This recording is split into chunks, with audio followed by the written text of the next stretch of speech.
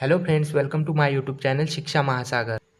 Friends, आज मैं आपको ग्रिग्नाट अभिकर्मक की प्रयोगशाला विधि बताऊंगा कि ग्रिग्नाट अभिकर्मक प्रयोगशाला में किस प्रकार से बनाया जाता है। और देखिए फ्रेंड्स, मैंने एक दो दिन पहले ही अभी ग्रिग्नाट अभिकर्मक पर एक वीडियो बनाया था कि ग्रिग्नाट अभिकर्मक क्या होता है। मतलब उसमें मैंने आपको ग्रिग्नाट अभिकर्मक की परिभाषा बताई है और ग्रिग्नाट अभिकर्मक से प्राथमिक, द्वितीयक और तृतीयक एल्कोहल हम किस प्रकार से प्राप्त कर सकते हैं। तो उस वीडियो में मैंने पूरी जानकारी दी है। तो उस वीडियो की लिंक मैंने इस वाले वीडियो के डिस्क्रिप्शन बॉक्स में दी है।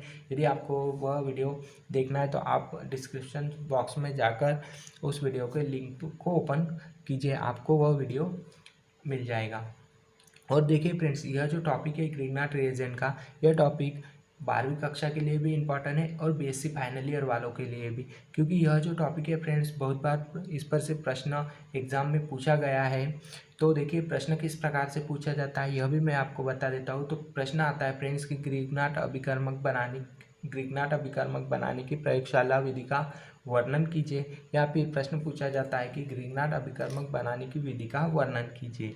और देखिए फ्रेंड्स, आज मैं आपको इस वीडियो में ग्रिग्नाट अभिकर्मक किस वैज्ञानिक ने इसको बनाया, इसके बाद में कौन से सन में बनाया और इसका नाम ग्रिग्नाट अभिकर्मक क्यों रखा गया, तो यह भी जानकारी मैं आपको इस वीडियो में देने वाला हूँ फ्रेंड।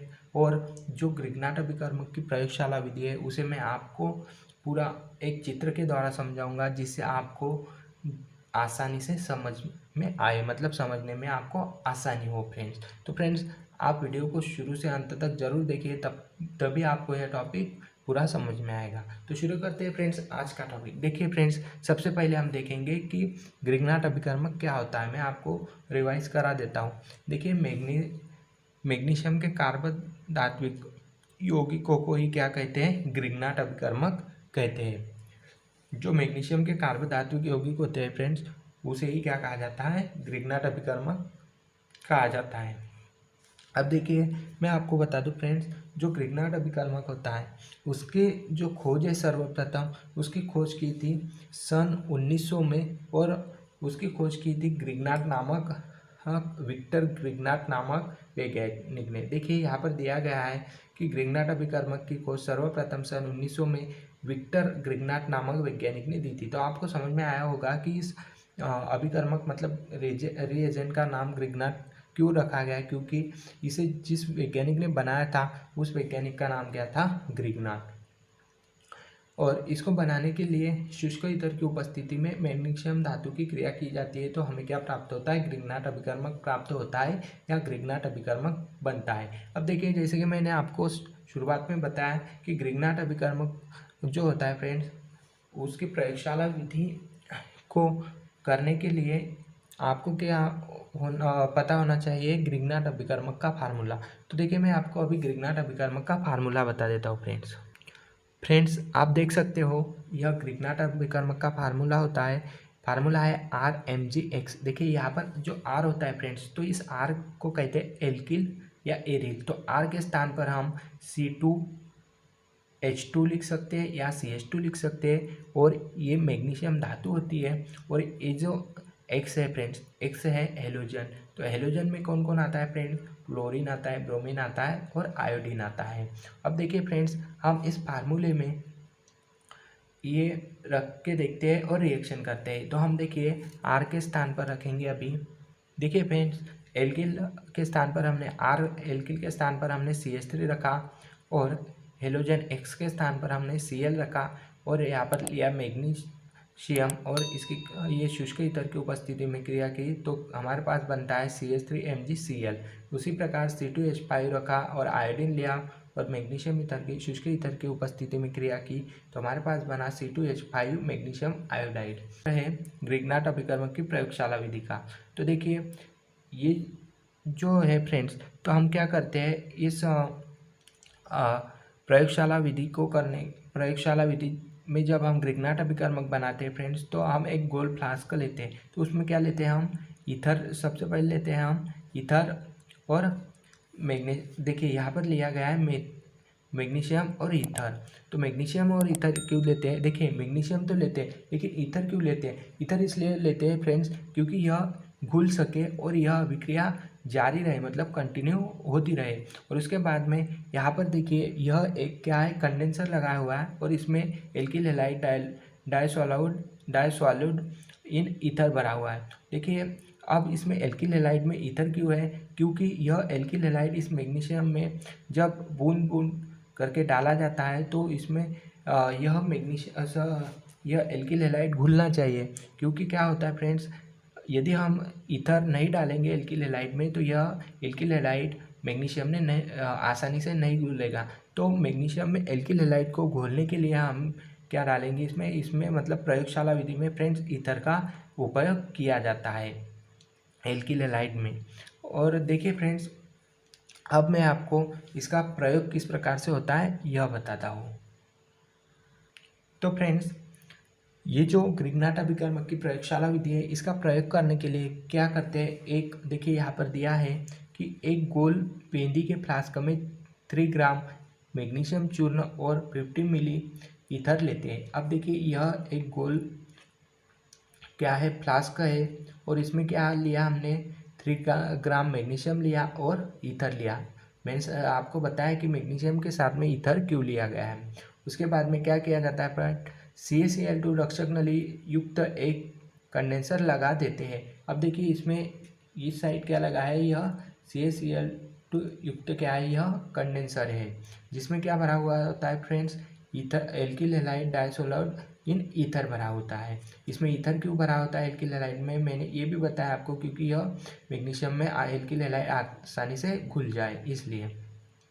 फिर क्या होता है फ्रेंड्स, इस कंडेंसर के साथ में यहाँ पे एक ऐसा यंत्र लगाया जाता है जिससे कि ये जो एल्किल हैलाइड ईथर इसमें फ्रेंड जब प्रयोग करते समय हम डालते हैं इस फ्लास्क में, तो उसकी मात्रा को हम कम या ज़्यादा कर सकते हैं। इस प्रकार का यंत्र लगाया जाता है। मतलब ये यंत्र इस प्रकार से होता है कि यहाँ पे ये हम चाहे तो इस alkyl halide dissolved in ether को ज़्यादा मतलब अधिक मात्रा में भी डाल सकते हैं इसको घुमाने के पश्चात, या फिर इसको कम मात्रा में भी डाल सकते हैं। जैसे कि सलाइन की बोतल होती है, जब पेशेंट को लगाई जाती है तो उसमें एक देखिए बटन आता है, तो उस बटन को जैसे हम यदि घुमाते हैं, है ना, यदि हमको सलाइन को फास्ट करना होती है तो क्या होता है कि हम उसको आगे करते हैं। मतलब जिस साइड बड़ी होती है वो जो उसमें बटन लगा होता है, एक साइड से बड़ा होता है, एक साइड से छोटा होता है, तो हम क्या करते हैं उसको आगे की ओर करते हैं। यदि हमको ज़्यादा मतलब उस सलाइन को फास्ट करना होता है तो फिर यदि कम करना है तो हम उसको बटन को पीछे करते हैं, जो साइड कम होती है उधर। तो उसी प्रकार से यहाँ पर भी ये इस प्रकार से यंत्र लगाया जाता है कि इसे हम मतलब मात्रा में डाल सकें, एक निश्चित मात्रा में इसे हम फ्लास्क के अंदर डाल सकें। अब यहाँ पे दिया है कि ये जो फ्रेंड्स एल्किल डाइसॉल्यूड इन ईथर है, इसकी बूंद बूंद मात्रा फ्लास्क में डालते रहते हैं। फ्लास्क को जल उष्मक पर गर्म करते हैं और 1-2 आयोडीन के टुकड़े डाल देते हैं। अब देखिए फ्रेंड्स, हमने सिर्फ इस फ्लास्क में क्या लिया था, मैग्नीशियम और ईथर लिया था। अभी तक हमने इसमें ये आयोडीन जो है वह नहीं लिया था, लेकिन हम अब क्या करेंगे, इसमें आयोडीन भी डालेंगे। 2-3 टुकड़े किसके डालेंगे, आयोडीन के भी डालेंगे। और इसे फ्रेंड्स हम किस पर रखेंगे, एक जल उष्मक पर गर्म करने के लिए रख देंगे। पहले जल उष्मक पर गर्म करने के लिए गर्म करते हैं, फिर उसके बाद फ्रेंड्स आयोडीन के टुकड़े डाले जाते हैं। जब सारी सामग्री मैग्नीशियम में घुल जाती है, जब यह देखिए यह एल्किल डाइसॉल्यूड इन ईथर और आयोडाइड और सभी सामग्री जब इस फ्लास्क में मैग्नीशियम के अंदर घुल जाती है ना, तो एक स्वच्छ विलयन प्राप्त होता है। घुलने के बाद में क्या होता है, एक स्वच्छ विलयन प्राप्त होता है, जिसे ही क्या कहा जाता है फ्रेंड्स, ग्रिग्नाट अभिकर्मक कहते हैं। अब प्रयोग कार्य के लिए इसे वाष्पीकृत किया जाता है। अब देखिए जब प्रायोगिक कार्य किया जाता है तब इसे क्या किया जाता है, वाष्पीकृत किया जाता है। जो ग्रिग्नाट अभिकर्मक यह जो विलयन प्राप्त होता है फ्रेंड्स, उसे क्या करते हैं प्रयोग कार्य के लिए जब हम उपयोग करते हैं तब उसे वाष्पीकृत किया जाता है। और वाष्पीकृत कहाँ से किया जाता है, देखिए यह जो सेकंड वाली दूसरी वाली नली लगी है, ट्यूब लगी है, उसमें से वह वाष्पीकृत करके ग्रिग्नाट अभिकर्मक वाष्प के रूप में प्राप्त किया जाता है। अब यहाँ पर बताया गया है फ्रेंड्स कि ग्रिग्नाट अभिकर्मक के क्रिस्टल प्राप्त होते हैं, लेकिन क्रिस्टल अवस्था में इन्हें बहुत कम प्राप्त किया जाता है। देखिए जो ग्रिग्नाट अभिकर्मक होते हैं फ्रेंड्स, वह क्रिस्टल के रूप में प्राप्त होता है, लेकिन जो ग्रिग्नाट अभिकर्मक है फ्रेंड्स, उसे क्रिस्टल के रूप में बहुत ही कम उपयोग किया जाता है। ज़्यादातर उपयोग ग्रिग्नाट अभिकर्मक का वाष्प के रूप में ही किया जाता है फ्रेंड्स। अब देखिए यह प्रयोग करते समय कुछ सावधानियां रखनी पड़ती है, तो वह सावधानियां भी हम लेते हैं फ्रेंड्स। तो देखिए देखिए यहाँ पर सावधानी में क्या दिया गया है, यदि उपकरण अथवा अभिकर्मक में जल की सूक्ष्म मात्रा भी उपस्थित रहती है तो ग्रिग्नाट अभिकर्मक नहीं बनता है। देखिए यह जो फ्लास्क है फ्रेंड्स, है ना, एक गोल फ्लास्क है, तो यदि इस फ्लास्क में जब हम प्रयोग कर रहे हैं फ्रेंड्स ग्रिग्नाट अभिकर्मक बनाने का, तो उस टाइम यदि थोड़ी सी भी पानी की मात्रा रही फ्रेंड्स और हमने इसमें मैग्नीशियम डाल दिया, तो वह जो प्रयोग होगा वह असफल रहेगा। तो उसमें यदि पानी की मात्रा रहती है और मैग्नीशियम डाल देते हैं तो क्या होता है, उसमें मैग्नीशियम के ऊपर एक ऑक्साइड की परत जम जाती है। तो ध्यान में रखना फ्रेंड्स, जब प्रयोगशाला में आप ग्रिग्नाट अभिकर्मक का बनाओगे तो क्या करोगे, जो एक गोल फ्लास्क होता है उसमें पानी बिल्कुल नहीं होना चाहिए, वह पूरा सूखा हुआ होना चाहिए, तभी आप उसमें क्या डालोगे, मैग्नीशियम डालोगे। इसीलिए उपकरण तथा अभिकर्मक जल में पूर्णतः मुक्त रहने चाहिए। मतलब यह एक जो फ्लास्क है यह कैसा होना चाहिए, प्रयोग करते समय सूखा होना चाहिए, तभी यह प्रयोग सफल होगा।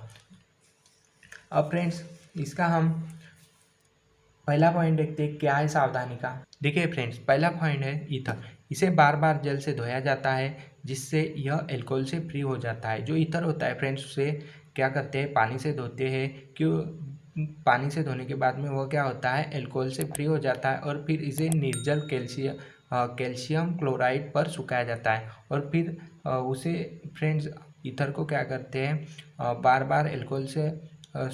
बार जल से धोने के बाद में उसे एल्कोहल से वह क्या हो जाता है, एल्कोहल से फ्री हो जाता है। फिर उसके बाद में उसे कैल्शियम क्लोराइड पर सुखाया जाता है, निर्जल, मतलब जिस कैल्शियम क्लोराइड में फ्रेंड्स जल नहीं होता है उस प्रकार से के कैल्शियम क्लोराइड में उसे सुखाया जाता है।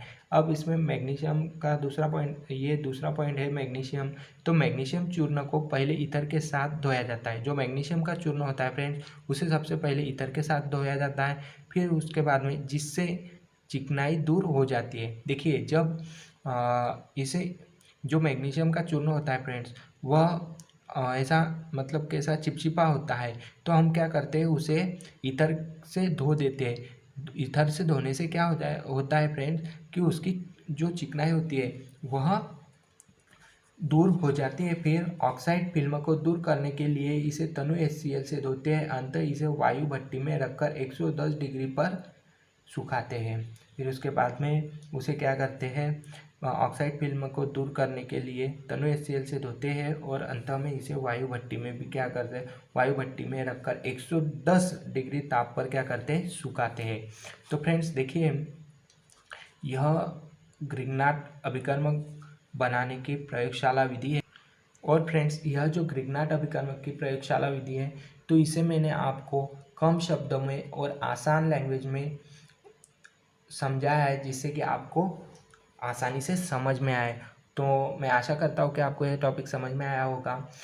देखिए फ्रेंड्स यदि आपको इस टॉपिक के नोट्स चाहिए या केमिस्ट्री के किसी भी टॉपिक के नोट्स चाहिए तो आप टेलीग्राम पर सर्च बॉक्स में सर्च कीजिए शिक्षा महासागर, तो आपको शिक्षा महासागर का चैनल मिल जाएगा। तो उसी में आपको इस टॉपिक के भी नोट्स मिल जाएंगे और उसके बाद में केमिस्ट्री के सभी टॉपिक के नोट्स मिल जाएंगे।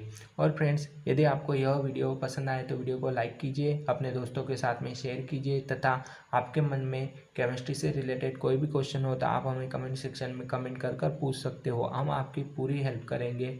और यदि आप हमारे यूट्यूब चैनल शिक्षा महासागर पर नए हो तो चैनल को सब्सक्राइब करना ना भूलना, साथ में बेल आइकन प्रेस कीजिए जिससे कि हम जब भी कोई न्यू वीडियो अपलोड करें तो आपको नोटिफिकेशन प्राप्त हो सके। Okay friends, thanks for watching video.